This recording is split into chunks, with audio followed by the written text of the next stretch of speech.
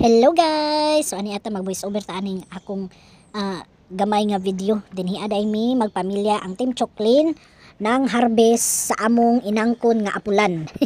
Nangadto day mi ani sa apple orchard guys nga mga almost layo po ni sa among balay, pero dili jud as in layo kaayo, mga pila ra pud ka minutos, wala ra pud kaabot og 30 minutos. So dinhi guys no, lingaw kaayo mi dinhi pati si mother naning kamot gud kog pag video dinhi maskin asa nang nako i-plaster ang cellphone basta naapod ko'y video niya ang mga bata basta yun nilang lingawa pang lantaw sa mga kuan apple na mga gwapa.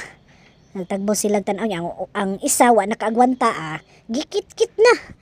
Wa pa kaadto dito sa kanang main nga para magbayad nagkit-kit na oy na ang gamay so lami naman ni siya kitkiton kit-kit irada do nauman nga akong kinamagulangan diya pud siya sa shoulder sa iyang amahan kay iha datong kabuuton ang gwapa nga apple sa taas di naman lang yun mamili din sa baba nga iharang makutlo din kita siya na napod gwapa nga apple.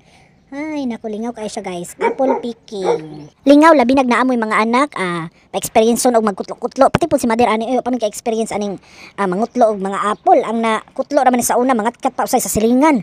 Magkutlo man og mga mangga, santol. Maura na sa una, pero happy na kayo. Santol, mangga, impas. Ang baon sa una nga tagpiso, nakalaan na daan sa santol og mangga silingan. Have a good day guys!